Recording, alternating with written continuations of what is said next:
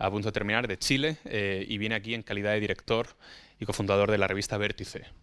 Esto es una mesa eminentemente, ¿no?, de publicaciones, ¿no?, de revistas de pensamiento.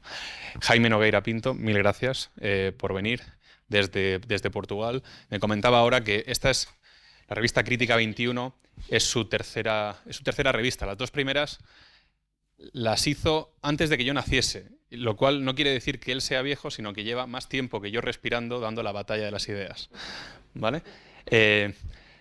Óscar, y actualmente es uno de los grandes intelectuales del conservadurismo de la derecha portuguesa. Ha escrito libros sobre teoría del Estado, ha desarrollado todo un corpus descriptivo de la historia de Portugal del siglo XX, políticamente incorrecto o contraoficialista, y es un honor tenerte con nosotros. Óscar Rivas es director de comunicación de la Fundación Educatio Servanda. Ha estado trabajando en política, ha estado involucrado en la batalla de las ideas toda su vida, ha sido consultor y hoy viene en calidad de director de la revista Razón Española, a la que le está dando un nuevo impulso, un nuevo ímpetu, y estamos todos muy interesados, ¿no?, en que nos cuentes pues, cuál es esa visión, ¿no?, que quieres imprimir la revista. Mario Fantini, otro gran amigo, desde luego aquí son todos amigos, otro gran amigo, toda una vida dedicada al servicio de estas ideas en diferentes proyectos intelectuales, proyectos editoriales, hoy director de lo que antes era meramente, iba a decir meramente, una revista de pensamiento, que es The European Conservative, que ahora es todo un medio de comunicación, con oficinas en 3 países europeos, y desde luego con una de las revistas de pensamiento de la actualidad mejores, tanto en fondo, porque son de alto nivel intelectual sus artículos, como de forma, porque es una publicación bellísima, y en la que tantos otros se han inspirado y se están inspirando. Porque bueno, lo verdadero debe ser también bello, y él lo entiende muy bien. Y por último, hablando de bello, Camilo Bello, que como ya sabemos a estas alturas de las jornadas, viene de Colombia, pero ha hecho de Guatemala su nuevo hogar y está con nosotros en calidad de director de la revista del Instituto Fe y Libertad. Así que un enorme placer contar con vosotros. Me gustaría que comenzarais en este orden. Y sí que creo que es muy importante, sobre todo de cara a la audiencia, que antes de hablar del qué estáis haciendo con vuestras publicaciones, ¿no?, en qué consiste, cuál es la línea editorial, cuáles son los objetivos, etcétera, que habléis un poco del por qué os lleva a involucraros a un negocio que no es un negocio en absoluto, ¿no? Que es el de dar la batalla de las ideas desde un punto de vista editorial, que es mucho menos lucrativo, por ejemplo, que si os dedicaréis a la política, ¿no? Entonces, que nos expliquéis un poco el contexto y las motivaciones que os llevan a involucraros en este tipo de proyectos. ¿Vale? Muchísimas gracias.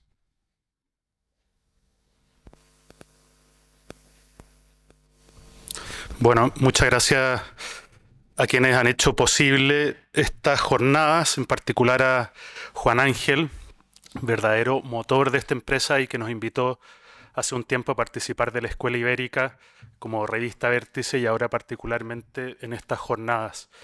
Además, para mí es un honor compartir mesa con estas grandes iniciativas culturales como European Conservative, Crítica 21, Fe y Libertad, Razón Española. Cuando estudié el pregrado de la Universidad Católica de Chile en Historia, crecí intelectualmente leyendo la revista Razón Española, así que para mí de verdad es un honor estar acá compartiendo esta mesa para Vértice como una revista que está recién partiendo. En estos 2 días de jornadas hemos podido conversar, intercambiar ideas, he podido aprender mucho de esta experiencia, de estas publicaciones muy útiles para nuestra revista. Me gusta partir hablando acerca del nombre de la revista Vértice, porque creo que verdaderamente expresa el corazón de la revista, qué es lo que queremos. Y básicamente Vértice, como ustedes saben, es una metáfora tomada de la geometría. En geometría el vértice se define como aquel punto donde se intersectan básicamente 2 líneas para formar un nuevo ángulo. Incluso en los cuerpos tridimensionales el vértice tiene la función de unir las aristas dando forma a figuras geométricas con volumen. Nosotros con la revista Vértice en el plano de las ideas queremos hacer algo similar, servir como punto de unión entre el pensamiento y la política, entre la renovación y la continuidad, entre la vida activa, si se quiere, y la vida contemplativa, entre la reflexión académica más pausada y la opinión pública, entre el debate de actualidad con aquellos principios políticos que hacen posible una convivencia social más sana, más plena y más fecunda. Además, nosotros vivimos hoy día en tiempos donde la información corre aceleradamente por portales web, sitios de noticias, redes sociales. Mucha gente hoy día se informa a través de Twitter, lo que no está necesariamente mal. Pero está la aceleración de la información, que por ejemplo en Chile hay un medio de comunicación que se llama Ex Ante y que incluso informa a sus lectores antes de que las noticias ocurran. O sea, está la velocidad por la cual las cosas ocurren que ya los medios de comunicación se anticipan a las noticias. La verdad es que con Vértice queremos hacer lo opuesto.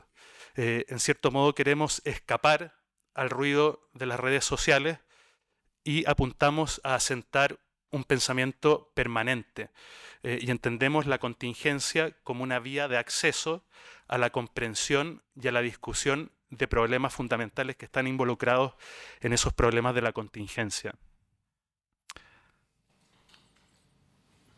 Bueno, Vértice es una revista chilena y la idea de publicar esta revista básicamente surgió durante la pandemia con un grupo de amigos.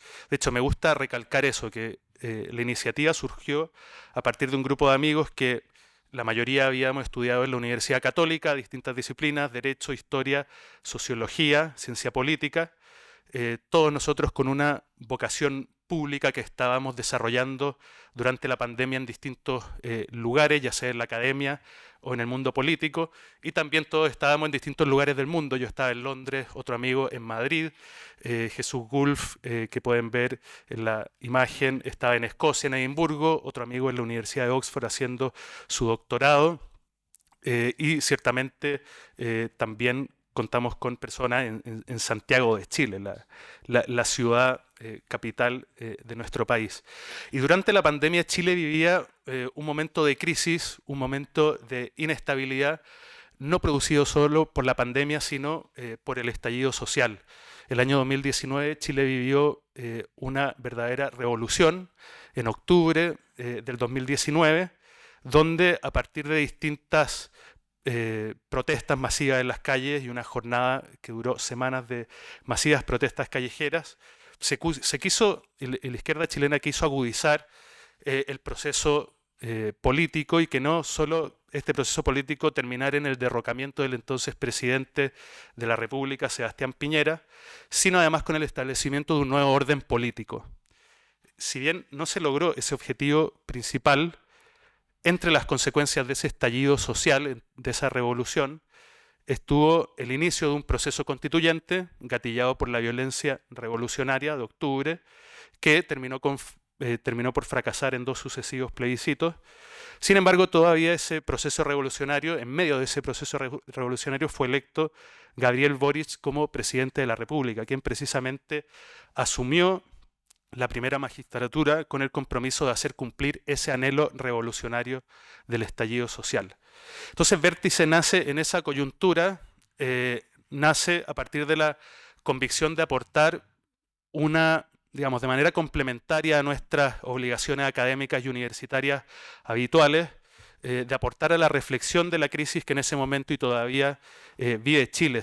Vértice nació como una respuesta, como una reacción a esa crisis, y en ese momento podemos decir que en su nacimiento Vértice tiene su primer sello de identidad, el ser contraria a la pulsión revolucionaria de la izquierda latinoamericana. Nosotros, y creo que esto ha sido notable a partir de la conversación que se ha dado en estas jornadas de la Escuela Ibérica, creemos precisamente que la reivindicación de la tradición implica no necesariamente una negativa al cambio, sino en primer lugar enfrentar esta pulsión revolucionaria primero con un espíritu de resistencia y luego a través de una propuesta genuinamente reformista y respetuosa de la tradición ibérica. Si nosotros hacemos muy brevemente un repaso de los 200 años de vida independiente de los países de América Latina, hemos visto que se han encontrado distintas vías para mantener viva la tradición de pensamiento ibérico, pero también en los 200 años de historia republicana en América, hemos visto que esta tradición ibérica se ha visto interpelada por distintas ideologías, por distintos movimientos revolucionarios, ya sea el liberalismo de cuño francés en el siglo XIX o el marxismo latinoamericano durante los siglos XX y XXI, que han querido precisamente sepultar las raíces cristianas, las raíces culturales de todo un continente. Hoy día, por ejemplo, la lógica en la que se habla en América Latina es que si Chile y el resto de las naciones hispanoamericanas consiguieron la independencia política en el siglo XIX, como primer paso, en realidad el segundo paso de un programa más amplio consiste en darle a las naciones americanas una segunda independencia, y que se refiere esta segunda independencia a una segunda independencia cultural que tiene precisamente el objetivo de ahogar las raíces cristianas de todo este continente.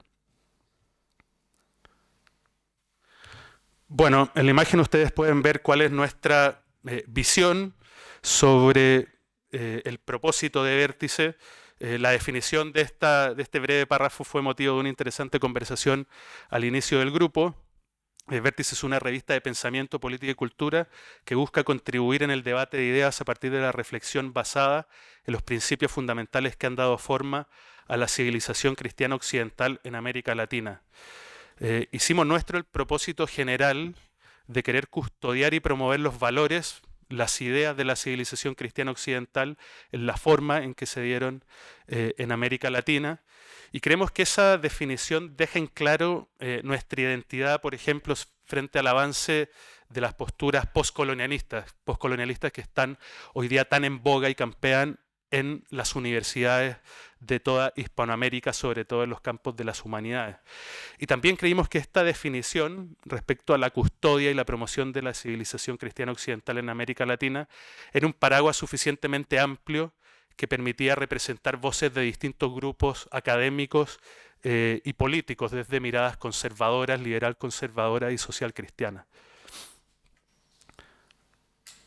También la revista Vértice recoge a su modo el desafío cultural planteado por San Juan Pablo II en su visita a Chile allá en 1987, en un encuentro con los representantes de la cultura en la Universidad Católica.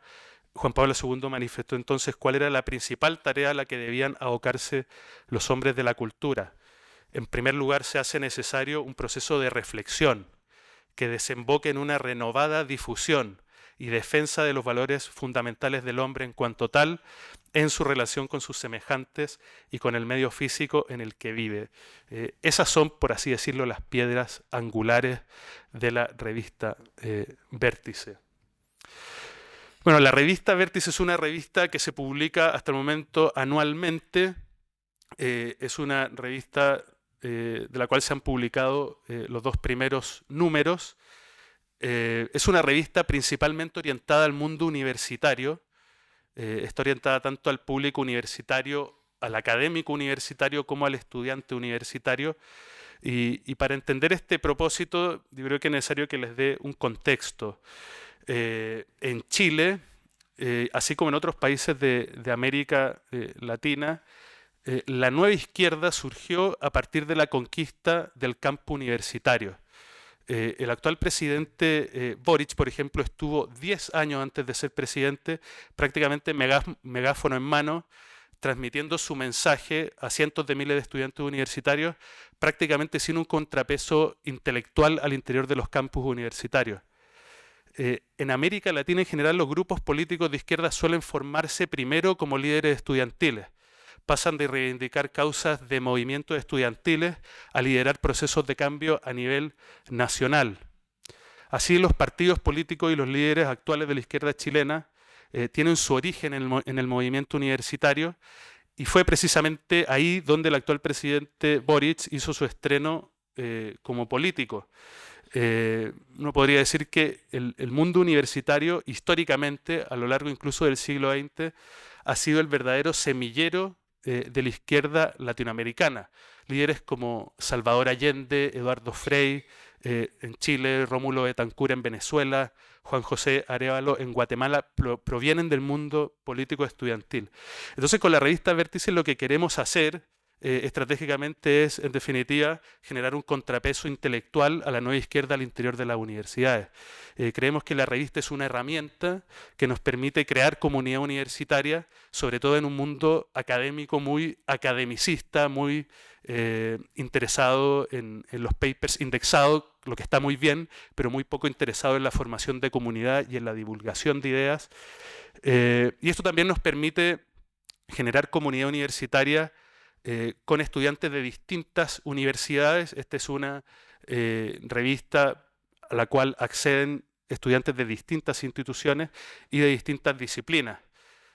Creamos comunidad a través de la creación y organización de grupos de lectura entre los autores de la revista y los lectores estudiantes universitarios que se reúnen periódicamente a discutir los artículos de Vértice.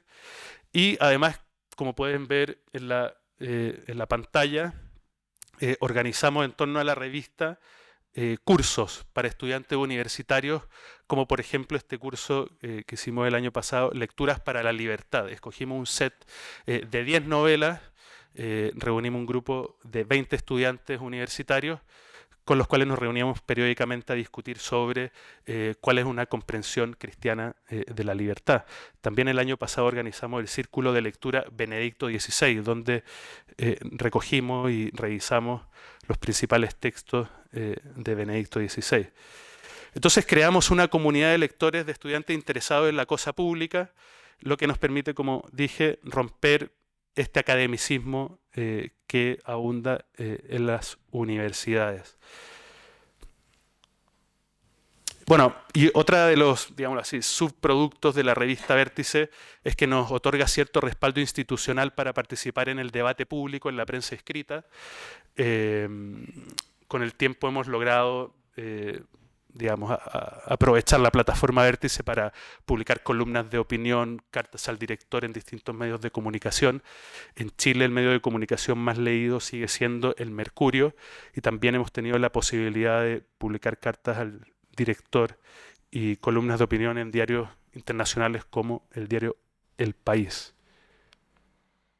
Bueno, ahí pueden ver en la pantalla también nuestros lectores, más allá de la comunidad de lectores que nosotros creamos al interior de las universidades. La revista está accesible a través de internet, revistavertice.cl. Actualmente contamos con 4.000 lectores mensuales de distintos lugares del mundo. Gran parte de los países de Hispanoamérica están cubiertos, salvo Paraguay y Cuba. No me extraña que en Cuba todavía no hayamos llegado. Y también nos han leído de países curiosos a los cuales yo nunca me imaginé que podíamos tener algún tipo de acceso. Tenemos un lector de Ucrania, un lector de Serbia, un lector de Indonesia y lectores en Burkina Faso, lo que para nosotros es verdaderamente sorprendente y gratificante. Bueno, hasta el momento hemos publicado estos 2 números, están disponibles en la revista Vértice.cl, así que los invito desde ya a poder descargarla, revisarla, leerla, y si quieren también me hacen llegar sus comentarios. Muchas gracias por su atención.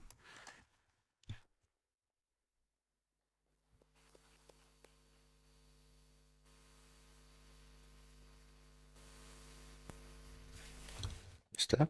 Ahí está. Sí. Sí. Hola, buenos días a todos. Gracias a la organización, sobre todo a Juan Ángel. Juan Ángel me pidió que antes de hablar de esto, de la revista esta que estoy actualmente dirigiendo con un historiador, Rui Ramos, en Portugal, que hablara un poco de las razones de estar, digamos, en esta faena, en este combate político-cultural. Bueno, esto es una historia que viene de lejos, vamos, que yo soy del 1946, y el primer, sí, muy viejo, muy viejo. Viejo, no idoso, viejo. Muy viejo. Y ahí, y por eso somos siempre muy marcados por toda nuestra historia. Yo creo que una pregunta interesante a hacer siempre es cuál fue el hecho político de que nos acordamos más antiguo, que nos acordamos, y sobre todo aquello que en cierto sentido sufrimos más o que vivimos más intensamente. Yo hay dos esos políticos que los viví muy intensamente. Uno, en 54, fue la caída de Dien Bien Phu, ese campo atrincherado que tenían los franceses en Indochina y que cayó, que fue una estupidez estratégica. Pero yo viví eso intensamente. Vamos, tenía 8 años, leía todos los días en el periódico todo y tuve un gran disgusto cuando cayó. Después era el sentido del el fin del ciclo de los imperios europeos. Después viví también muy de cerca, el octubre de 56, la revolta húngara contra el comunismo. La revolta en Hungría. No primavera, no, fue en octubre, noviembre del 56. Venía por algún momento un comunista húngaro pero que intentó liberarse de la tutela soviética, Imre Nagy, y ahí pero después, claro, fue Khrushchev que los soviéticos vinieran y aplastaron todo, y yo recientemente, porque ahora, como ustedes entenderán, hoy en día voy mucho a Budapest, voy mucho también a Varsovia, y a Roma siempre fui mucho, pero estos viajes también tienen un cierto sentido ideológico, vamos. Y ahí me enseñaron una cosa impresionante, que es la Casa del Terror, a donde era la antigua policía política húngara, y con un requinte que es muy de izquierda, de legalismo de izquierdas. Varios de estos jóvenes que se revoltaron en el 56 fueron condenados a muerte, pero no tenían todavía 18 años. Y entonces se los quedaron en prisión, y cuando hacían 18 años los ahorcaron. Es legalismo humanitario de izquierdas en su paroxismo. Es muy interesante. Yo visité, porque está en esta Casa del Terror que hicieron muy bien. El gobierno húngaro está ahí y tiene ese... O sea que estos acontecimientos fueron, vamos, muy, muy fuertes para mí. En 61 empezó la guerra en Angola, y mi generación era una generación muy nacionalista, por eso, y muy imperialista. Teníamos la idea, no imperialista en el sentido de explotación, pero en este sentido que estaba hablando, que la idea de exportar el Estado, la idea de igualdad de todos los portugueses, fueran blancos o negros o lo que fuera, quizá fuera una utopía, pero era nuestra utopía. Hay utopías bien peores y que se pusieran en práctica. O sea que no me avergüenzo de esta utopía. Y eso también me dio una cosa que yo creo que es muy importante, que sería, si me pidieran un fundamento filosófico de mi pensamiento político, es que la naturaleza humana no cambia. Y que todas las tentativas para cambiar la naturaleza humana terminan en un desastre. En Unión Soviética hubo 70 años para cambiar la naturaleza humana. Y al final los rusos estaban, vamos, como nosotros, se alegraban cuando nacía un niño, tenían pena de tal, no sabían nada de lo que pasaba después de la muerte. O sea que no vale la pena. O sea que yo creo que para eso es muy interesante la lectura de la literatura distópica. Es muy interesante porque hasta el siglo XX había las utopías, ¿no? Las utopías fantásticas, extraordinarias. Yo estaba leyendo recientemente, releyendo William Morris, la News from Nowhere, que es una sociedad idílica, una mistura de ecología y socialismo en una Inglaterra donde...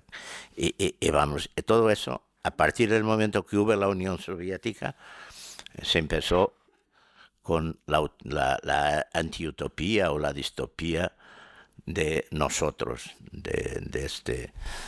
luego y después todas las utopías de Huxley, las distopías de Huxley, de Orwell, todo eso, ahí sí nos mostrando que la intención de hacer un mundo perfecto siempre termina en un gran desastre. O sea, tenemos que vivir con nuestra naturaleza humana, y los que tenemos la suerte de ser cristianos sabemos que nos podemos perder y salvar todos los días, y eso es muy importante, ¿no? Y sabemos muy bien cómo y por qué. Y otro punto que me parece también importante en nuestras ideas es la idea de nación. Yo creo que nuestras familias, nuestra libertad, se protege mucho más en un mundo con fronteras nacionales, que en un mundo globalizado, sin fronteras. Y por eso creo que eso es muy importante. Otro punto es alguna libertad económica hace falta para lo demás. Había un amigo mío, un periodista bien más de izquierda que yo, lo que no es difícil, que decía siempre: yo comprendí que mi libertad dependía de haber personas ricas, personas que no han necesidad del Estado para... Y eso también es un pensamiento importante. Otra idea que yo creo que, y ahí creo que todos que estamos aquí tenemos ese pensamiento y esa idea, es que hoy el gran combate, como tenemos armas de destrucción maciza, que el gran combate es en la cabeza de la gente. O sea que la lucha, y ahí, se habla mucho de Gramsci, pero eso ya había pasado antes del siglo XVIII, y Georges Sorel tiene un libro, tiene algunos libros extraordinarios sobre eso. O sea, la clase dirigente francesa, en la víspera de la Revolución, ya estaba totalmente conquistada, se puede decir, por las nuevas ideas. O sea que las ideas de los filósofos ilustrados y de los libertinos habían triunfado ya en la clase dirigente. Como dice un historiador que siempre me hizo mucho placer leer, decía que cuando vino la Revolución Francesa, ya nadie en Francia acreditaba que Luis XVI fuera rey por la gracia de Dios, inclusive el propio Luis XVI. Y se ve por su comportamiento que ya no acreditaba en eso. O sea que esas revoluciones se hicieran siempre así. Y yo tuve la experiencia personal en Portugal, porque cuando vino el 25 de abril, la izquierda ya controlaba todo lo que fuera universidad, el pensamiento político, las páginas culturales de los periódicos, los escritores, todo eso. O sea que, digamos que el aparato cultural o intelectual ya estaba completamente conquistado por ellos. Y ahora empieza a haber algún cambio, 50 años después, porque, han gobernado tan mal, han hecho tanta... La izquierda radical, y lo que yo llamo siempre, y creo que todos nosotros tenemos en otros países, el centrón, que es una cosa que está siempre en medio de cualquier cosa, ¿no? El centrón ahora que en Francia se está aliando en muchos lugares a la extrema izquierda. Y Vamos, y ahora para terminar, quería hablar un poco de la cuestión de la lusofonía, porque claro, aquí se habló un poco se habló de ese tema también de la hispanidad, y nosotros también tenemos ese tema de la lusofonía. La lusofonía serán los países de lengua portuguesa, o sea, claro, Brasil primero y después los países de los llamados PALOPs, países africanos de lengua oficial portuguesa. Lengua oficial, atención, más que eso, porque al contrario de otros países africanos, los nuevos dirigentes, que eran comunistas en el momento de la independencia, pero tuvieron esa preocupación de el portugués, imponer el portugués, que ya no, nosotros ya habíamos hecho un gran esfuerzo en eso. O sea que yo viajé por toda Angola, conozco las 18 provincias de Angola y en todas hablan portugués. Y una otra cosa muy interesante que se pasa en Angola, no tanto en otros países africanos, pero un blanco no es novedad. Toda la gente no es novedad, ni para lo laudar ni para odiar. Es una cosa normal. Se va niños pequeños en áreas muy remotas de Angola, pero un blanco no es noticia. En otros países es noticia o para odiar o para, venerar. Eso es un esfuerzo que a mí me parece muy, muy importante porque por el doble aspecto de la cultura y también del aspecto de la religión, de la evangelización, que ahí trabajó. Y estas sociedades africanas, al contrario que muchas veces se piensa, son muy conservadoras. Yo os doy un ejemplo muy reciente. Cuando el Papa Francisco dio esta idea de la benedicción a los matrimonios o casales o lo que fuera gay, los obispos, la parte esmagadora de las conferencias episcopales africanas dijeron que no podían hacerlo porque eso ya lanzara una total confusión en los fieles. O sea que no lo hicieron. Y lo manifestaron públicamente. O sea, son sociedades que tienen aspectos muy conservadores, pero que están, diciendo algo políticamente muy incorrecto. Yo creo que los estados cuando empiezan son mucho más parecidos o tienen cosas mucho más parecidas con otros estados cuando empezarán do que con los estados que existen al tiempo. O sea que es normal, por ejemplo, eso aparece y es una cosa terrible en África, prácticamente en toda, la mezcla del poder político con el poder económico. Pero nuestros estados cuando empezaron también eran así. Nuestros reyes, claro, no daban empleos ni sacaban acciones, pero daban tierras a quién, a sus familiares, a sus amigos, que las quitaban a sus enemigos. Es normal cuando los estados empiezan, ¿no? Y esos estados están empezando. Y la introducción, por ejemplo, de la democracia en algunos países, a donde el tribalismo subsiste, lo que da es partidos que tienen prácticamente una coincidencia étnica. Y eso es un problema serio, el problema del políticamente correcto es terrible y tiene consecuencias terribles, porque yo no creo que pueda haber democracia si no hay dos cosas, nación y sociedad civil. Sin eso no acredito que sea posible haber democracia. Sin nación para haber una unidad y las personas no votan por su tribu, por su etnia, pero tienen un sentido nacional. Y sociedad civil para tener alguna independencia para no estar independientes todos del poder político. Bueno, era esto que yo os quería decir. Muchas gracias.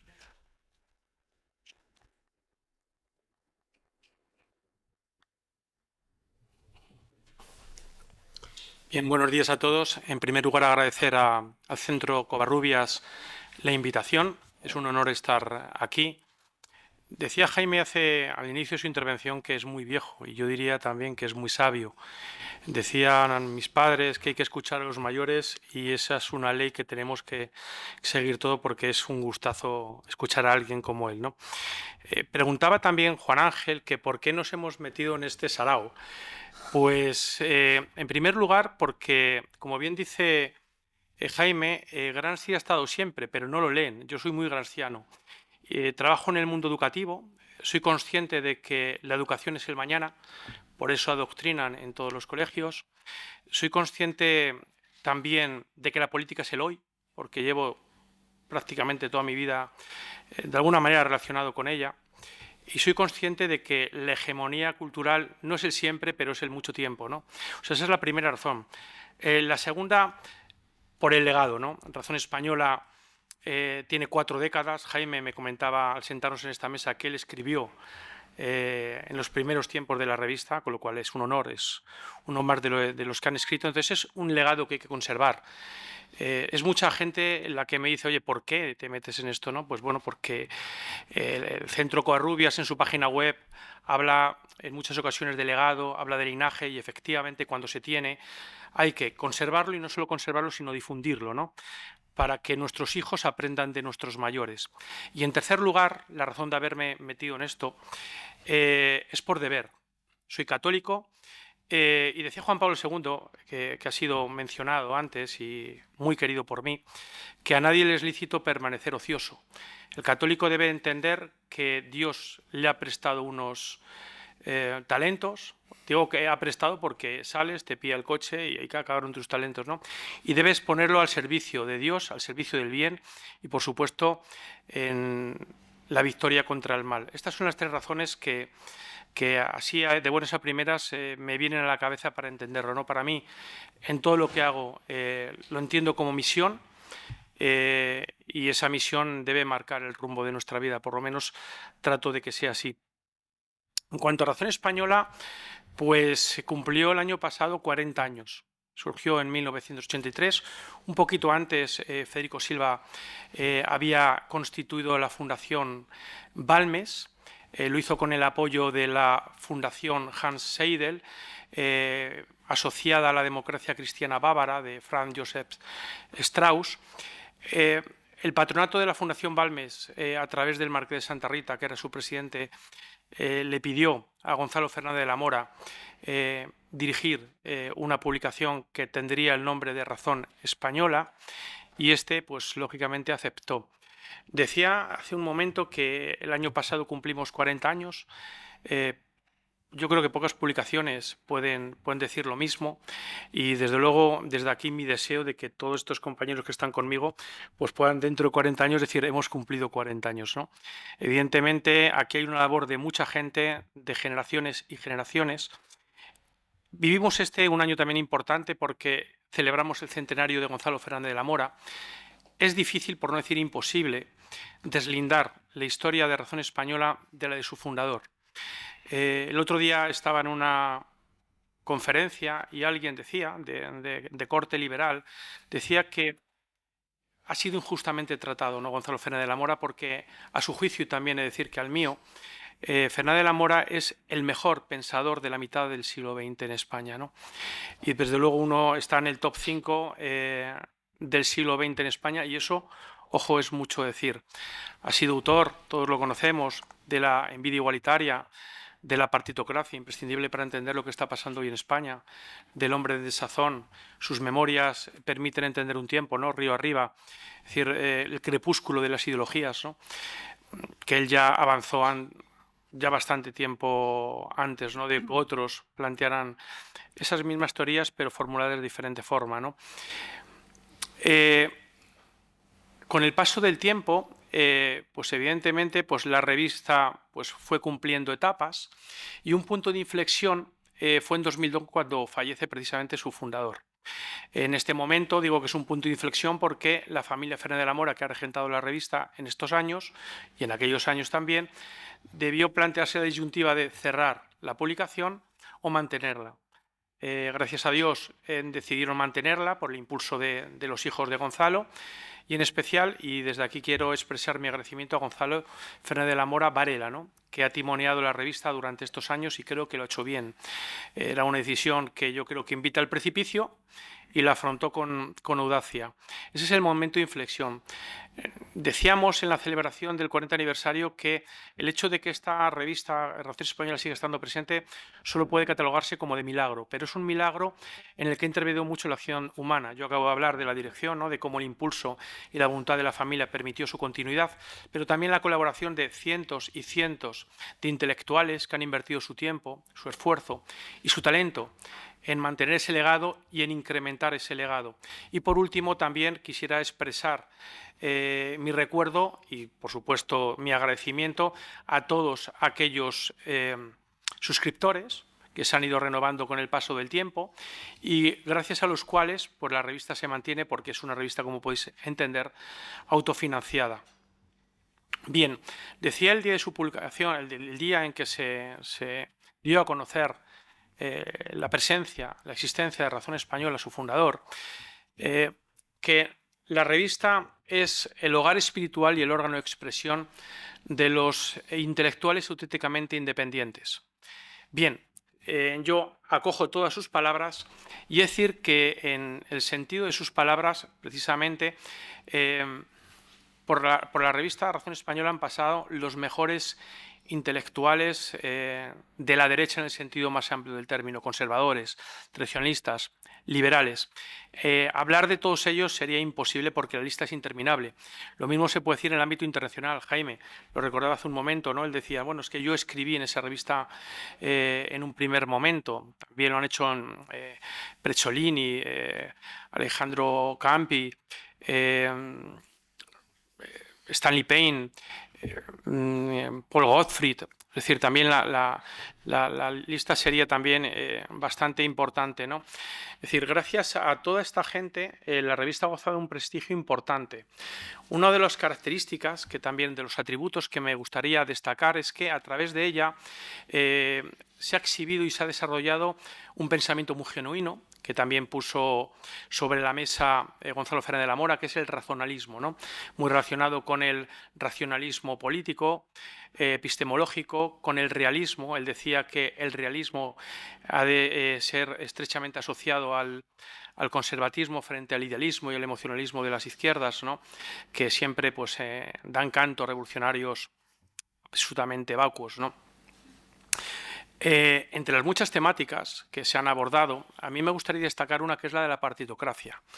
El que entienda lo que está sucediendo hoy en España lo hace gracias también a la visión que tuvieron aquellos pioneros de nuestra revista, entre ellos su propio fundador.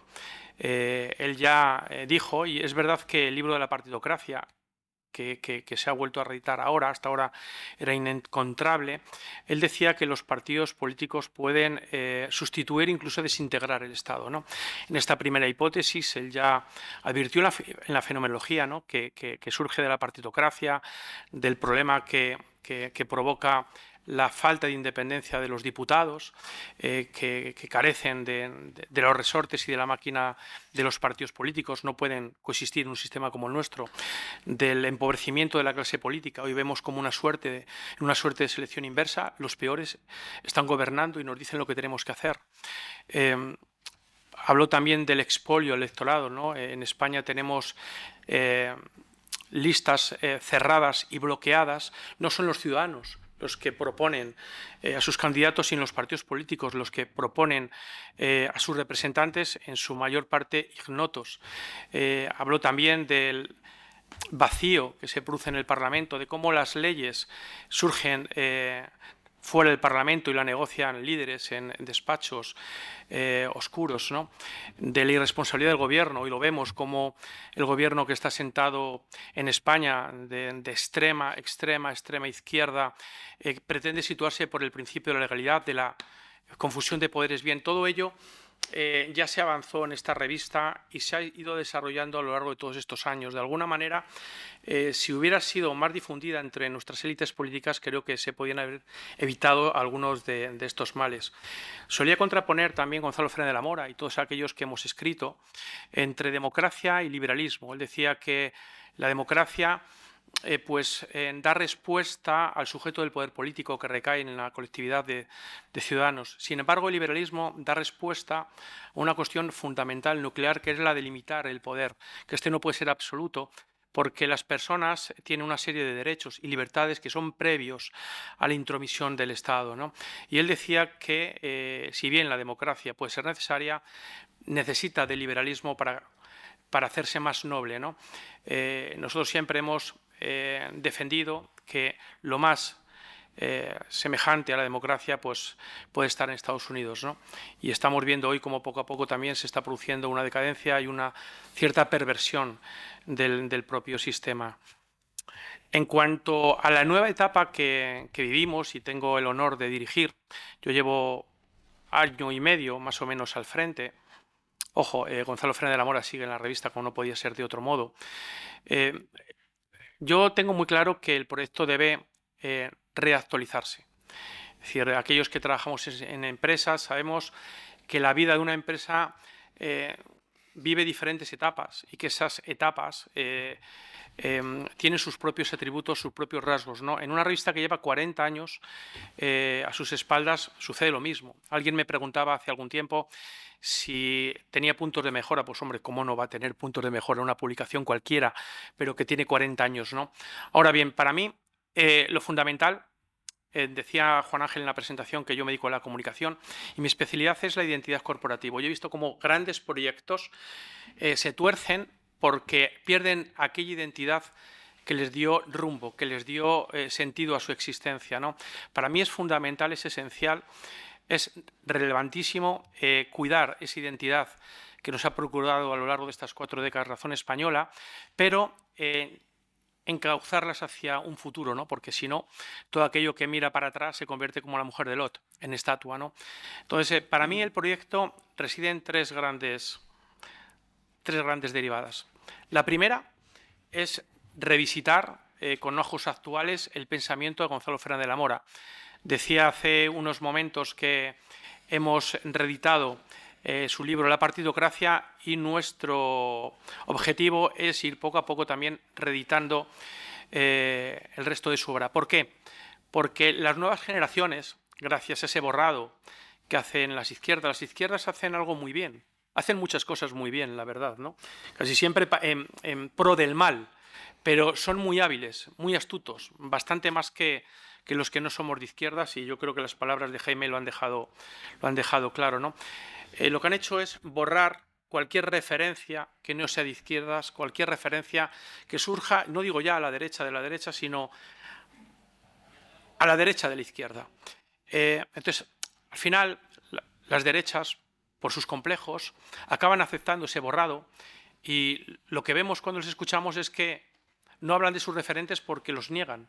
Yo creo que hay que recuperar esos referentes, hay que restituirlos, hay que restituir la verdad de su pensamiento, sobre todo para darlo a conocer a las nuevas generaciones. En este sentido, para mí es importante también que poco a poco vayan entrando en la revista, y así lo vamos haciendo, jóvenes talentos, ¿no? Esto no quiere decir que aquellos que tienen más edad se han desplazado, porque la edad es sabiduría casi siempre, si no tendríamos un problema, pero debe convivir también con la actualización que aportan, con la frescura que aportan esos jóvenes talentos. Entonces decía que el primer punto es revisitar con ojos actuales la figura de Gonzalo Fernández de la Mora. En segundo lugar, restituir ese pensamiento conservador, ese tesoro que he guardado y que las izquierdas han ido enterrando. Hay que desenterrarlo, traerlo al presente. Es decir, a mí me presentaba un conocido, un amigo, podría decir, que es pues igual el discípulo más relevante que hoy en día de Ortega y Gasset. Leía un artículo brillante y digo que veían la necesidad de dar a conocer ese artículo, que se publicará próximamente en la revista. Y el tercer punto, para mí nuclear también, es entender que vivimos en un contexto de guerra cultural.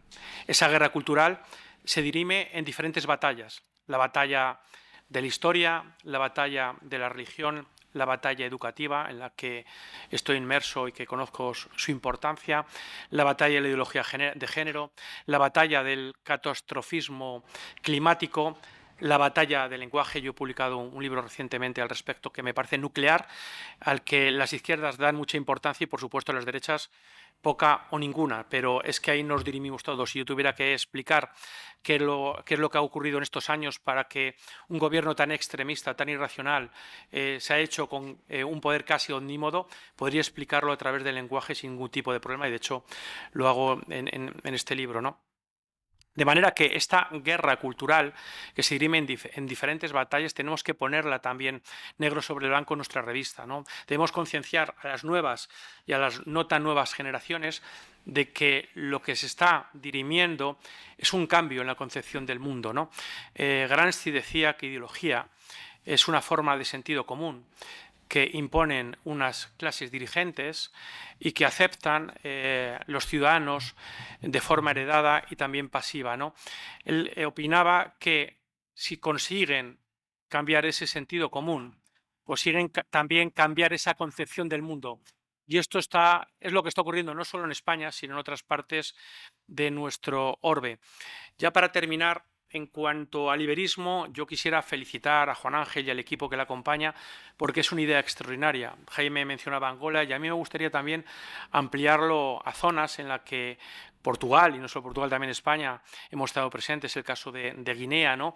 Donde gracias a ese legado ibero pues hemos conseguido que la comunidad católica sea la más importante del continente, lo mismo en Filipinas, ¿no? Donde el español sigue teniendo una importante presencia y donde, de nuevo, también la comunidad de fieles es la más importante del continente. Es decir, España es un país grande, Portugal es un país grande, Iberoamérica, esas naciones hermanas tienen mucho que decir en el presente, lo están diciendo ya, y en el futuro, y lo que hace el Centro Covarrubias, este congreso, es ponerlo en valor, con lo cual desde aquí todo mi agradecimiento.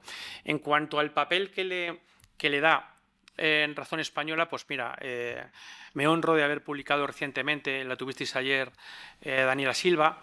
Es decir, creo que Portugal, pese a la poca distancia geográfica, sigue siendo un desconocido entre nosotros. Yo prácticamente todos los años voy a veranear y esto, que parece una tontería, te permite conocer bien pues lo que tenemos al lado y ponerlo también en valor, ¿no? En el precio que tiene, que es muy alto, ¿no? En cuanto a Iberoamérica, es que nuestros colaboradores iberoamericanos son muchos. Puedo mencionar a Marcelo Gullo, pero bueno, la lista también es indefinida porque Razón Española no se entendería sin la presencia, sin la escritura, sin la colaboración y el talento de nuestros hermanos iberoamericanos. Así que nada, agradecer a Juan Ángel y al Centro Covarrubias su invitación y bueno, esperamos que esto se siga repitiendo en los próximos años. Muchísimas gracias.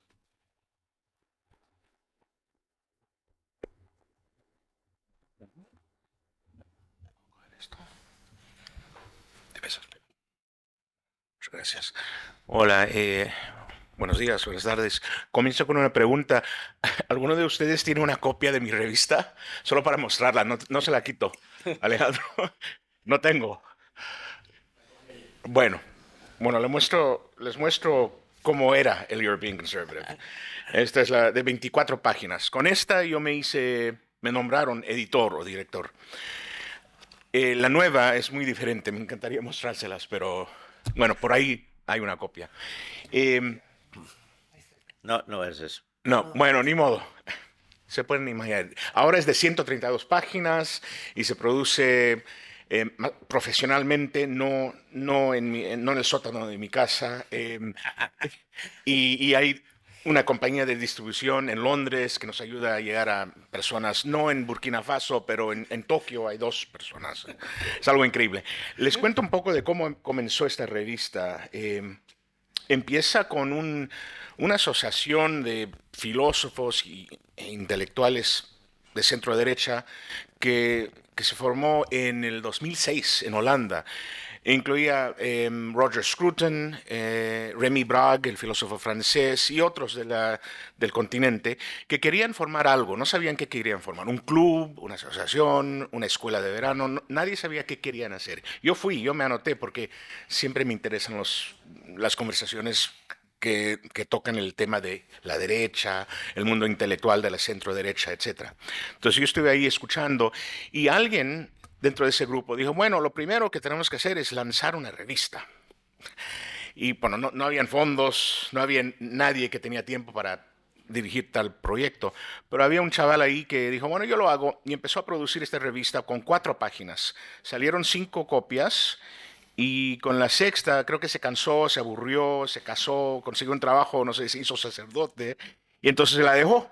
Y pasaron 2 años y no salió ningún ejemplar. Entonces yo estaba trabajando en una organización multilateral. No se los recomiendo, era una de las peores, la OPEP, en Viena.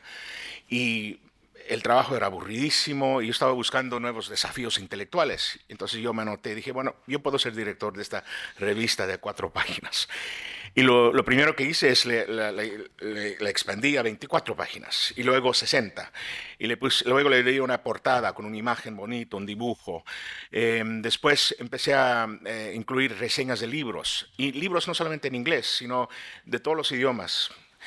Y poco a poco fue creciendo. Lo revolucionario fue que empecé a producirlo no solamente en forma así de papel, en papel, sino como PDF. Y lo empecé a mandar a todos mis amigos, mis familiares por todo el mundo. Y ahí eso cambió todo. Se dice en español, it went viral, como fue viral, se puso, o sea, empezó a crecer porque me empezaron a llegar mensajes de Brasil, de diferentes países del mundo, pero lo realmente asombroso fue un día que fui a un congreso de Daniel Hannan, que era uno de los arquitectos de Brexit. Y yo estaba sentado en una mesa en el almuerzo, creo, y había una persona, un parlamentario de Luxemburgo a mi lado con su iPad y estaba leyendo la revista. Y yo me hice el tonto y le dije, oye, ¿y qué es eso? Y dijo, oh, es una revista de derecha, muy interesante.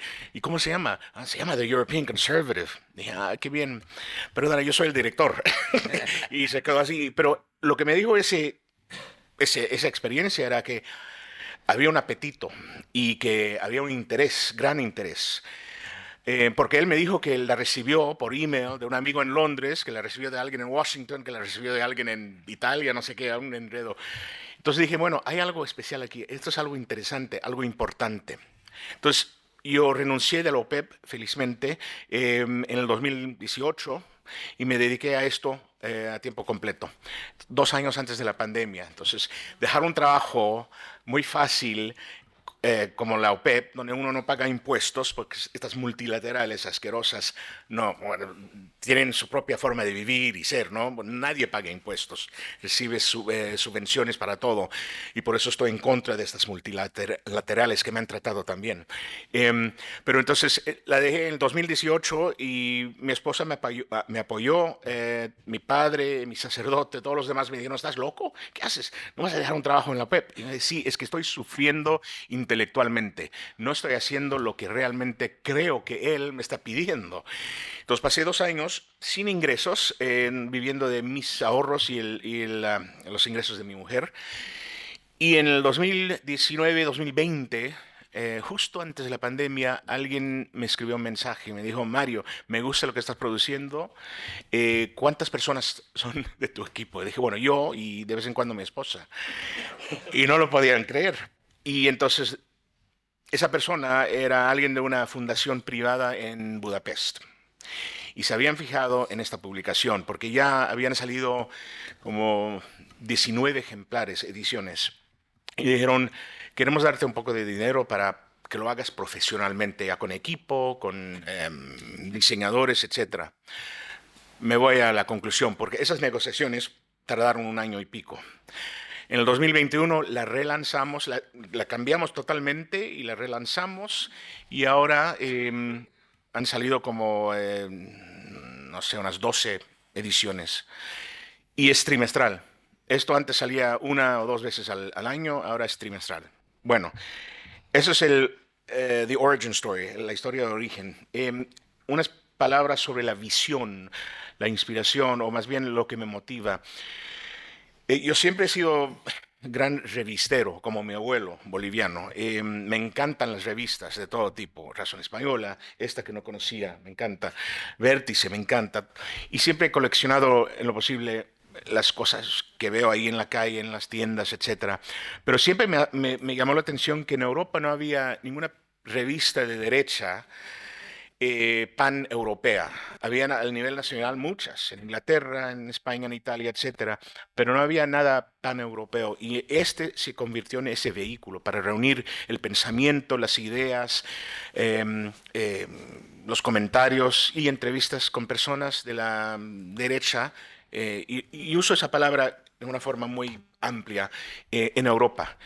Y entonces uno de los objetivos es tratar de entender, explorar y luego difundir estas ideas de la derecha europea. Otro objetivo que tenemos es también encontrar el próximo Roger Scruton. Quizás en Serbia, no sé, no lo sé, pero siempre hay nuevas personas que no se han descubierto o están por emerger o no han terminado el doctorado, pero en unos años van a ser grandes intelectuales. Entonces, uno de mis labores, uno de mis desafíos es encontrar a esa persona. Siempre estoy buscando entre los jóvenes y los no tan jóvenes también, que quizás no han llegado a la fama. Entonces, uno de mis labores es tratar de promover ese trabajo, el trabajo de esas personas que aún no han llegado a publicar nada en inglés.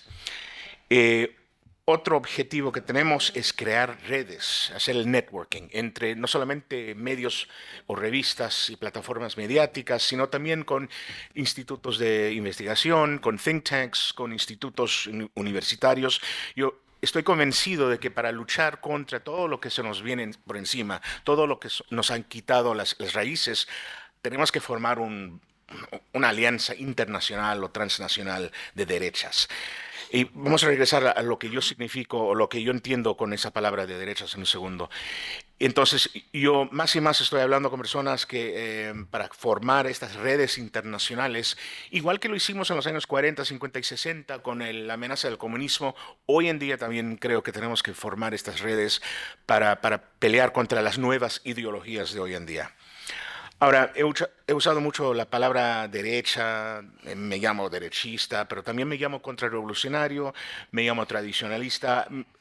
Estas palabras las uso muchas veces casi intercambiablemente, se puede decir, ¿no? Em, a mí lo que me interesa es todo tipo de derecha, o las derechas de Europa y de todo el mundo, porque hay muchas tradiciones. Una de las características de la derecha para mí es que es anti-ideológico, o sea, no se puede reducir la derecha, el pensamiento derechista, a una plataforma o 10 posiciones, porque hay una variedad. Más bien, ser de derecha, en mi punto de vista, es ser anti-ideólogo, fórmula. Y entonces por eso una de las cosas que nos motiva, que me inspira a mí, es entender más del conservadurismo japonés o ruso o italiano. Y hay varias tradiciones dentro de estos países. Entonces publicamos material relacionado con esas derechas de todo tipo y de todo punto de vista. Y es muy interesante porque también evitamos tomar posiciones firmes editoriales en cuanto a ciertos temas.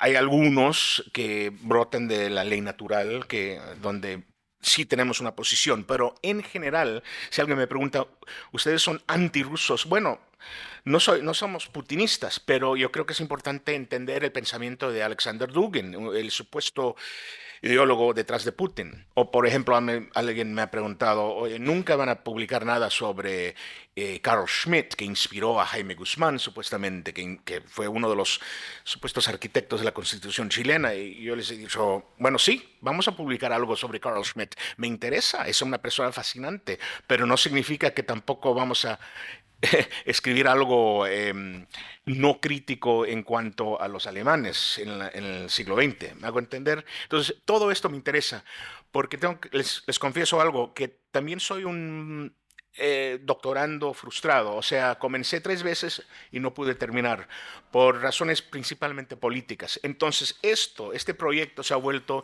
en mi forma de hacer todo lo que hubiera hecho como estudiante y que no he podido hacer. Entonces, esto es mi excusa. Esto me permite leer y entender y escuchar y hablar con todas las personas y interactuar o descubrir libros que hubiera leído como estudiante en un programa de doctorado. Últimas palabras. Ayer me hicieron una entrevista, creo que a todos ustedes les han hecho la entrevista allá afuera, ¿no? En la terraza. Me fue muy mal, no me puede expresar, como ven, me enredo de vez en cuando con palabras y conceptos, no me sale muy bien. Pero me preguntaron, mira, ¿cuáles 2 o 3 cosas inspiran la revista? Y tuve que pensar, bueno, lo más importante para mí y para nosotros es la belleza. Esa es una de las cosas que inspira la revista y que nos impulsa. Es más bien, si logramos encontrar una copia, van a ver a qué me refiero, porque la belleza es súper importante para todo lo que hacemos. Hay mucho arte clásico, hay esculturas, hay dibujos. La belleza para mí, para nosotros, todo el equipo que ahora existe, es una forma de llegar a mucha gente que no piensa en términos políticos. Hay personas que son de izquierda, de centro, de derecha o de nada, pero responden a la belleza. Es una forma de comunicar con esas personas. Entonces, para nosotros eso es muy importante. Los otros 2 principios o conceptos que nos motiva, uno es el orden político, que tiene que ver con el Estado de Derecho o con el imperio de la ley, todo lo que es el orden político. Y podemos hablar de eso luego, quizás durante el café o el almuerzo, y qué significa el orden político. Pero es para mí clarísimo, que hemos perdido mucho orden político en todos los países del Occidente. Y tercero, es el humanismo clásico o cristiano, diría yo. Eso me inspira muchísimo. Y es una de las cosas que realmente, una de las 3 patas, digamos, de la revista, o pilares. Volver o enfatizar o hacerles recuerdo al público de la importancia de ese legado humanista que tenemos en el Occidente. Creo que con eso puedo terminar. Lo único que quiero añadir es que si nos buscan en la red, estamos en europeanconservative.com. Por el momento solo existimos en inglés. Tenemos sueños de existir en otros idiomas. Y un comentario más. He mencionado la revista, que es trimestral, es de ideas, de filosofía, de arte, de poesías. Esa revista, ese producto existe porque también una de las cosas que quiero hacer con este proyecto es reintegrar todo lo que se ha fragmentado. El arte, la política, la filosofía. Me acuerdo que antes de relanzar la revista, un amigo en Londres que tenía años de experiencia con revistas me dijo, ¿vas a combinar arte y política y luego añadirle filosofía? Va a ser un fracaso total, imposible. Y gracias a Dios no le hice caso porque funciona. Y hay mucha gente que anhela esa integridad en el mundo intelectual. Bueno, y el segundo producto que lanzamos el año pasado está en la red, en el sitio web, es con el mismo nombre, europeanconservative.com, pero es más como una agencia de noticias. Y en el sitio web publicamos entre 5 y 15 artículos por día sobre la actualidad política, qué está pasando en otros países de Europa y principalmente qué está pasando en Bruselas. Tenemos una oficina ahí, increíblemente, con 5 personas, periodistas, trabajando y tratando de darle palo a los burócratas de la Unión Europea. Con eso termino y gracias.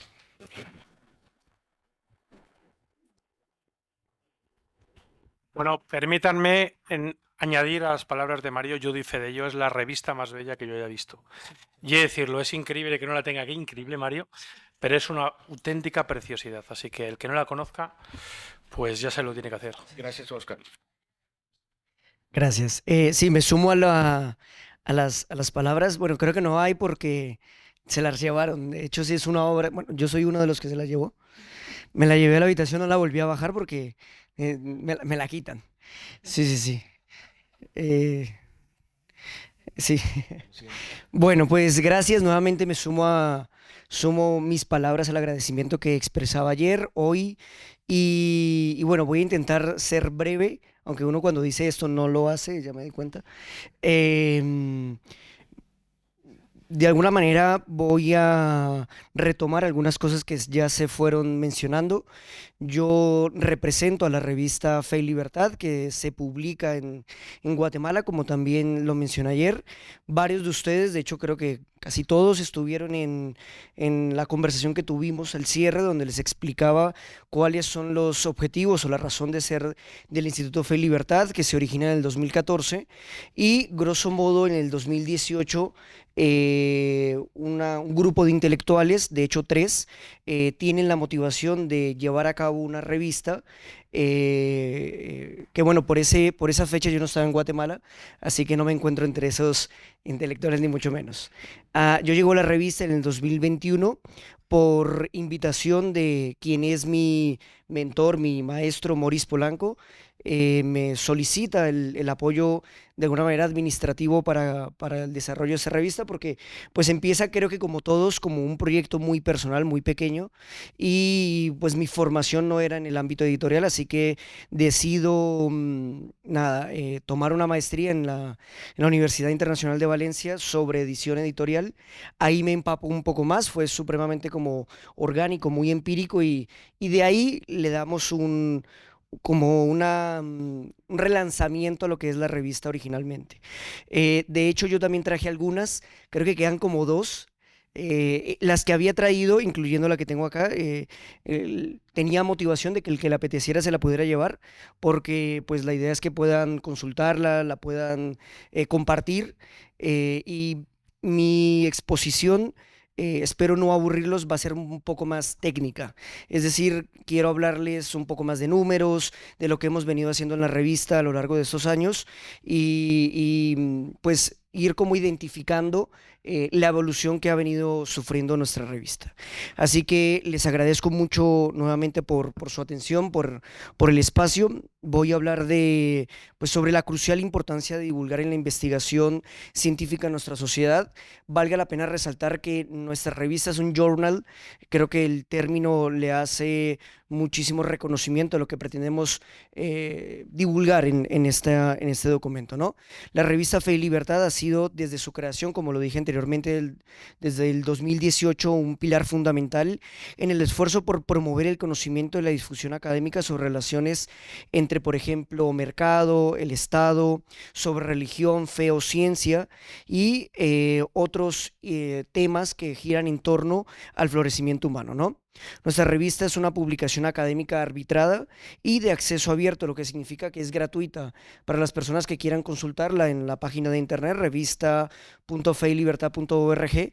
Es una revista que pueden descargar por artículo, por el PDF completo, el compendio completo, y es de acceso gratuito. Es una de las cosas que quisimos comenzar a incentivar, porque creímos que la barrera de la investigación no puede pasar por el cobro, sino por el acceso que cualquier persona que tenga interés, un genuino interés, pueda acercarse a ellos. Son textos inéditos, publicaciones que buscan originalidad y darle apertura a nuevas voces, ¿no? Ya son 13 publicaciones las que hemos podido lograr compartir, y a continuación voy a pasar a mencionar algunos temas que hemos explorado, no con el fin de afirmar que hemos encontrado la verdad, eso creo que sería arrogante de mi parte, sino para destacar que se ha generado una discusión entre intelectuales de diferentes disciplinas y nacionalidades, que es otra de las cosas que voy a discutir más adelante. Uno de los temas de los que se ha hablado constantemente es sobre capitalismo y virtud, ¿no? Analizando cómo los principios económicos pueden coexistir con la ética y la moral, cosa que de hecho se mencionó el día de ayer en las diferentes disertaciones. También hablamos sobre ciencia, razón y fe, explorando las intersecciones y tensiones entre el conocimiento científico y las creencias religiosas. Creemos que no existe o no debería existir una tensión entre fe, religión, razón, por ejemplo. También hemos abordado los temas de liberalismo y democracia, evaluando las diferencias y similitudes entre estos sistemas políticos y sus implicaciones para la libertad individual, y sobre todo valga la pena acotar que nuestro análisis se hace en un contexto guatemalteco, pero también de la región, pero también latinoamericano, pero que también iberoamericano, es decir, nace con la intención de darle voz a intelectuales guatemaltecos, pero también va mucho más allá, ¿no? Es decir, de hecho tenemos una muy fuerte coalición o cercanía con la Universidad Francisco Marroquín en Guatemala, que busca de alguna manera darle voz a estos académicos que se encuentran en esa institución para que publiquen con nosotros, ¿no? También hemos discutido la relación, por ejemplo, entre el hombre y la naturaleza, un estudio bastante interesante en términos de transhumanismo, bioética, una investigación que busca analizar justamente todo lo relacionado a ambientes políticos o acción humana, ¿no? Sobre libertad e independencia, reflexionando sobre el significado y las implicaciones de estos dos conceptos en contextos históricos y también modernos, por ejemplo. Y desde su primer número, que fue publicado en junio del 2018, hemos buscado llenar un vacío significativo en las publicaciones académicas en lengua española, ofreciendo una plataforma para que los intelectuales de nuestra región puedan exponer sus ideas y compartir sus hallazgos sobre estos temas que he mencionado, que consideramos cruciales, ¿no? Valga la pena también resaltar que cada número es monotemático, ¿no? Busca analizar un tema concreto, ya sea sobre liberalismo, sobre capitalismo, sobre teología, filosofía, etc. O sea, no encontramos los mismos temas en cada revista, sino que de alguna manera se van analizando diferentes. Creemos firmemente que el acceso a investigaciones de alta calidad y la discusión abierta y crítica de estas ideas son esenciales para el desarrollo académico y el progreso social. Y además la importancia de la publicación académica en español es uno de los objetivos fundamentales, pilares de la revista Fe y Libertad, al rescatar la publicación de investigaciones de nuestra región. La mayoría de la producción académica de alto nivel se encuentra en inglés y en portugués. De hecho, se puede simplemente googlear y se sabe que la mayoría de intelectuales busca hacerlo en inglés. El segundo idioma va a ser el portugués, lo que puede limitar el acceso y la participación de investigadores académicos hispanohablantes. Por eso nosotros publicamos entero en español. Publicar en nuestro idioma no solo facilita el acceso al conocimiento, sino que también fortalece nuestra identidad cultural y académica. Y en la revista hemos abordado una amplia variedad de temas, como ya lo he mencionado, pero además hemos tenido oportunidad de que nuestras publicaciones hagan parte de prestigiosas bibliotecas de varias universidades de Guatemala. Por ejemplo, es el caso de la Universidad Francisco Marroquín, pero también del Instituto Acton en Argentina, del Acton Institute en Estados Unidos, y ahora hará parte de la biblioteca de la Escuela Ibérica. Este esfuerzo ha sido posible gracias a la colaboración de destacados autores y académicos que han contribuido a las investigaciones, porque, como ya todos lo dijimos, la revista, más que una ganancia, es pérdida en términos económicos. Creo que no es un secreto para nadie. Es un esfuerzo muy vocacional. La verdad que yo encontré un mundo supremamente interesante en el tema de la publicación, pero también, bueno, también hay que buscarse la vida en términos económicos para hacer eso rentable. Entonces vivimos de donaciones. Literalmente nos dan donaciones empresarios, colegas, amigos, universidades, ninguna institución o ningún ente público. Entonces, de alguna manera, eso asegura que no, digamos, que podamos tener la oportunidad de discutir temas que de alguna u otra manera sería difícil, ¿no? Otra cosa que también destaca la revista es que nosotros tenemos una identidad, como lo destaqué ayer, pero también damos la oportunidad de discutir las ideas, porque creemos que, como también se mencionó, no podemos desconocer que la izquierda, los intelectuales de izquierda, porque los hay, tienen una manera de escribir, una prosa, una letra, una narrativa real, un discurso realmente atractivo, que a nosotros creo que nos hace falta. Creo que necesitamos tener una mayor divulgación, un mayor desarrollo de comunicación audiovisual, por ejemplo, para llegar a otros públicos, tanto jóvenes, gente mayor, etcétera, y que nos demuestra que sí hay público, pero hay que saber llegar, ¿no? Respecto al proceso de revisión y publicación para garantizar la calidad y rigurosidad de nuestros contenidos, la revista Fe y Libertad utiliza un sistema de revisión por pares externos, es decir, los evalúan académicos que son especialistas en el tema en concreto. Son por par doble ciego, se llama, es decir, no se sabe quién te evalúa, pero tampoco se sabe a quién evalúas. De alguna manera intentamos conseguir objetividad con ello, que asegura altos estándares internacionales. No hay cargos para someter trabajos ni por el procesamiento editorial o la publicación. Es una revista enteramente gratuita, lo cual permite a los investigadores compartir sus trabajos sin barreras económicas.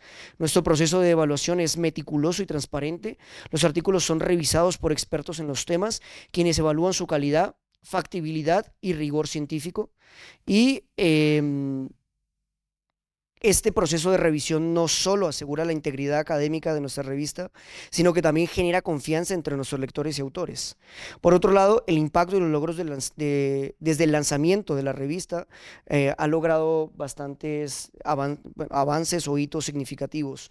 Hemos sido indexados en diferentes bases de datos. Las revistas académicas o científicas buscamos tener reconocimiento en algunas bases de datos para que la investigación de los autores tenga un impacto mayor. Para aquellos doctorandos, por ejemplo, en algunas universidades se exige que tengan un mínimo de publicaciones de 5 artículos. Entonces, nuestra revista asegura que esta investigación sea reconocida a nivel de doctorado, ¿no? Hemos sido indexados, como lo dije, en Google Scholar, LatinRef, Rediff, Atla, MIAR, Dialnet, Redalyc, SiteFactor, entre otras tantas. Y bueno, estamos en proceso de estar en Scopus, en Latindex, que son los pesos pesados de la publicación científica. Contamos con ISSN y DOIS para las ediciones impresas y digital, siguiendo las normativas internacionales de publicación académica. Cada número de nuestra revista consta con alrededor de 9 a 11 artículos originales, además de reseñas bibliográficas, y es publicado tanto en formato digital como impreso. El impreso sí tiene un costo, normalmente cuesta como $12 o 15, y realmente es por un tema de asegurarnos el cubrimiento de la producción en físico. Pero el digital los invito desde ya que la puedan consultar. Utilizamos la plataforma de Open Journal System, no sé si alguno lo conoce, que es ampliamente reconocida en el mundo académico, lo que facilita el flujo editorial y la evaluación ciega por pares. Esta plataforma nos va a permitir mantener nuestras suscripciones a nuestros suscriptores, informados sobre convocatorias y publicaciones, porque nosotros hacemos convocatorias a cada uno de los números que pretendemos publicar. Además, y una cosa que consideramos es pertinente, es que nosotros aseguramos el acceso libre e inmediato a todos nuestros contenidos bajo una licencia de Creative Commons de atribución internacional 4.0, que de alguna manera asegura que no cobramos por esto. Además, los artículos también son compartidos en plataformas como academia.edu y se distribuye por Amazon, por si a alguno le apetece conseguirla, para que se pueda comprar en formato físico. Todo esto con el fin de dar la mayor exposición y divulgación posible a todos nuestros autores. Por ir un poquito más rápido, asimismo, los temas y autores publicados a lo largo de nuestra trayectoria han abordado una variedad de temas de gran relevancia para la región y para el mundo. Por ejemplo, nuestros últimos números trataron sobre temas de libertad, de fe y de política, donde Vanessa Kaiser, una politóloga y filósofa chilena, nos estuvo apoyando como editora invitada. También hablamos sobre florecimiento humano, virtud y progreso, donde el economista argentino Sebastián Landoni nos acompañó como editor invitado. Además, hemos explorado temas vamos a explorar temas como la vida y la muerte, por ejemplo, y de hecho tendremos la oportunidad de explorar temas como el globalismo, el totalitarismo en el siglo XXI. Hemos tenido el privilegio de publicar trabajos de destacados autores y académicos que han contribuido significativamente al debate y la reflexión sobre estos temas, entre que voy a mencionar unos pocos. Martin Ronheimer, profesor suizo de filosofía política, ha publicado con nosotros. Bernard Smith, premio Nobel de Economía. Samuel Gregg, destacado financiero. Gustavo Irrazábal, académico argentino. Gabriel Zanotti, filósofo argentino. María Idoia Sorrosa, que nos acompaña aquí, filósofa y académica española. Don José Carlos Martín de la Hoz, investigador y escritor español. León Gómez Rivas, que nos está acompañando hoy, economista e historiador español. Carol Ríos de Rodríguez, quien es la presidenta del instituto, también ha publicado con nosotros. Esos autores nos han asegurado de alguna manera una autoridad en términos de los temas que hemos venido trabajando. Ya para ir finalizando, mencionaré los futuros objetivos de la revista. Entre estos, esperamos lograr una mayor difusión de la revista. Creo que eso sí es un reto nuestro, porque considero que en términos de publicación o de autoridad o de originalidad, eso lo tenemos cubierto, pero en términos de difusión realmente tengo que aprender mucho de los compañeros. Especialmente en el ámbito universitario, en los centros de investigación, en los think tanks, quisiéramos que se lea. También aspiramos a ser parte de los bancos de datos de publicaciones académicas, lo que incrementará nuestra visibilidad y alcance. Y no menos importante es nuestra meta de alcanzar cierta autonomía financiera que nos permita expandir nuestra influencia y llegar a más personas e instituciones a nivel mundial. Ese sobre todo es uno de los objetivos que yo me tracé personalmente. Yo soy director de la revista desde hace 3 años y realmente de forma muy orgánica, de forma muy, como diríamos coloquialmente, es poco pero honesto. He ido formándome, he ido intentando consultar cómo hacer de esta revista una, digamos, una fuente de información confiable y un referente académico no solo para Guatemala, que afortunadamente ya lo hemos logrado, sino también para Centroamérica, para Latinoamérica o Iberoamérica. Y bueno, creo que con el trabajo que Juan Ángel está haciendo de forma muy espléndida, Escuela Ibérica y todos los que nos acompañan, creo que Revista Fe y Libertad puede ser parte fundamental de todos ustedes. Acabo con lo siguiente, simplemente es una última reflexión, lo leo muy brevemente. Sócrates dijo, el mal uso del lenguaje induce el mal en el alma. No estaba hablando de gramática.